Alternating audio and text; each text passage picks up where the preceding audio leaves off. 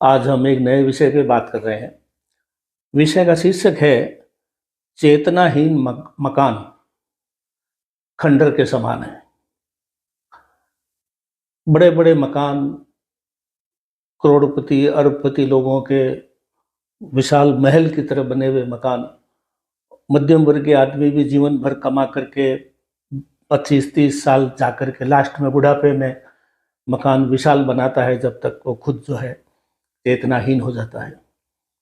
तो हमें ये देखना है कि मकान जो है बहुत बड़ा अगर आप भव्य बना रहे हैं, तो मुझे लगता है कि दिखावे के लिए आप बना रहे हैं। ये आज का विषय है दोस्तों। मैं हूं अमर सिंह चौहान, अमर लाइफ कंसल्टेंट में आपका स्वागत है। मैं एक हकीकत का बयान करना चाह रहा हूं। आज से कुछ साल भर पहले मैं एक ऐसे स्थान पे चला गया जहां से मैंने मेरी नौकरी की शुरुआत की थी 25-30 साल पहले, 40 साल पहले। तो वहाँ पे मैं एक पुराने हमारे सहकर्मी थे ऑफिस में, वो बीमार हो गए थे, बहुत ज़्यादा बीमार थे, तो मैं उनसे मिलने चला गया।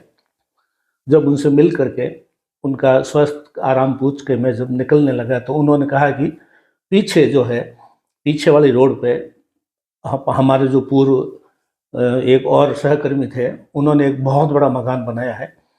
तो आप ऐसा करो कि जाते टाइम उनसे भी मिलते जाना। गंगवाल साहब नाम था उनका। तो मैं भी जाकर के मैंने कहा आए हैं तो दोनों काम हो जाएंगे। उनसे भी मिलने, पुराने सहकर्मी थे, हमारे से सीनियर भी थे। मैं उनके घर पे मिलने गया, तो बाहर लॉन पे ही मिल गए और फाटक खोलते इधर घुसा तो बड़ा विशाल लॉन था और आराम से वो बैठे थे। जो मुझे देखते ही बड़े खुश हुए, आइए आइए आप आए हैं, ये है, कितने सालों बाद मिलना हो रहा है, ये हो रहा है, वो हो रहा है। तो उन्होंने बैठते ही चाय पानी का भी नहीं पूछा और उन्होंने कहा चलो कि देखो मेरा भव्य मकान मैंने बनाया है, आप देखो इसको। और मैंने ये क्या-क्या किया है जीवन में, मैंने बहुत कमाया है, सारी उम्र मैंने कमा के बचा करके अभी 2-4 साल पहले ये मकान बना है और अब मैं जो है आराम से यहाँ रह रहा हूँ, रिटायर्ड भी हो गया हूँ, ये है, वो है। तो फिर मुझे क्या है, मकानों को देखने की रुचि नहीं है ज़्यादा। मैं जो है उस घर में जो चेतना है, ऊर्जा है, जो पॉजिटिवनेस है, जो सकारात्मकता है, मैं वो देखता हूँ। मैं देखता हूँ कि मकान साँस ले रहा है कि नहीं ले रहा है। मैं वो देखता हूँ कि मकान जीवित है या नहीं है। मैं वो देखता हूँ मकान जागृत है या नहीं है, या मकान चेतनापूर्ण है या नहीं है। विशाल मकानों से मुझे कोई लेना-देना नहीं है और मैं आकर्षक भी नहीं होता हूँ उसकी तरफ, उनको देख कर के मैं ज़्यादा आकर्षित भी नहीं होता हूँ।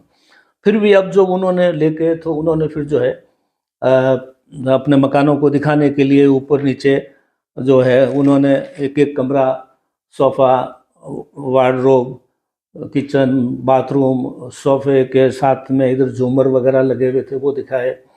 दरवाजे खिड़कियों में कौन से लकड़ी यूज़ की या कौन सा स्टील यूज़ किया वो दिखाया, ये किया। उसके बाद में उन्होंने दुनिया भर की चीज़ें जो है मुझे दिखाई।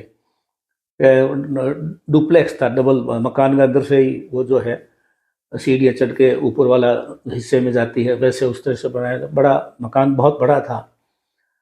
वो बोल रहे थे, मैं हाँ हूँ किया जा रहा था। वो कभी जोमर, कभी ये, कभी स्विट्ज़रलैंड से फलाना सामान मंगवाया, ये वो करते रहते थे। मैं हाँ हूँ करता रहा, मुझे कुछ ज़्यादा रुचि नहीं है। मैं उनके चेहरे की तरफ देख रहा था।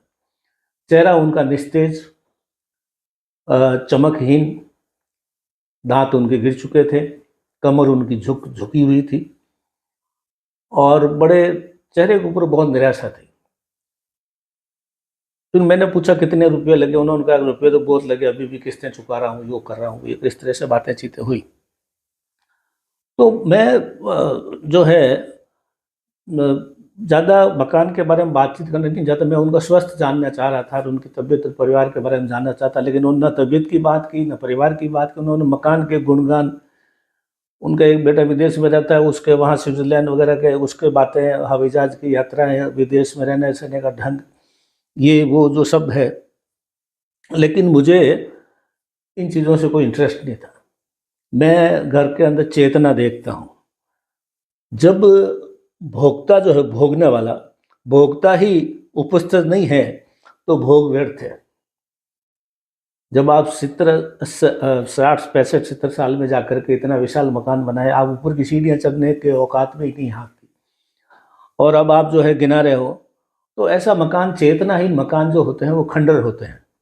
एक शायर का पुराना शेर मुझे याद आ रहा है, उन्होंने कहा है कि रहता है आदमी एक कमरे में, बाकी मकान में उसका गुरूर रहता है।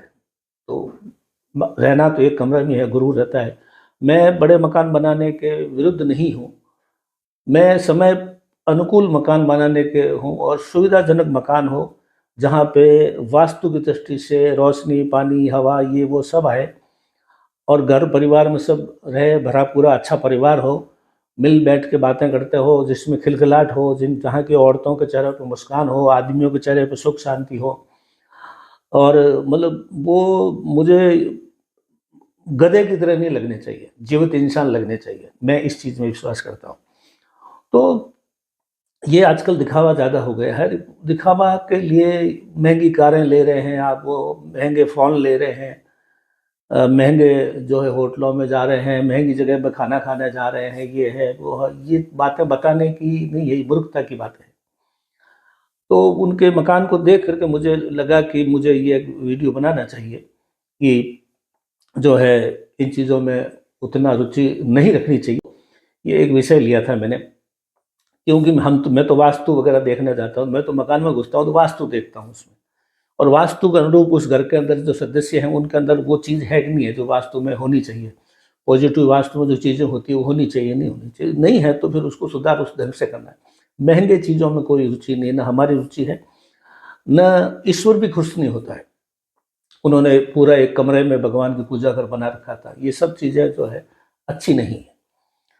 तो आज इतना ही दोस्तों, मैं ये एक विषय, सामयिक विषय लिया है। आपको भी कभी न कभी ऐसे बड़े मकान वाले से मुठभेड़ हुई होगी, जो आपको दिखा दिखा के, सुना सुना के, बता बता के थका दिया होगा। मैं तो थक गया था, तो मैं फिर आके आज ये विषय मैंने इसलिए लिया कि ये चीज़ें दिखावे की है, सुकून नहीं है इसमें। चेतनाहीन घर है वो खंडर का समान है। अमर लाइफ कंसल्टेंट में आज इतना ही, धन्यवाद।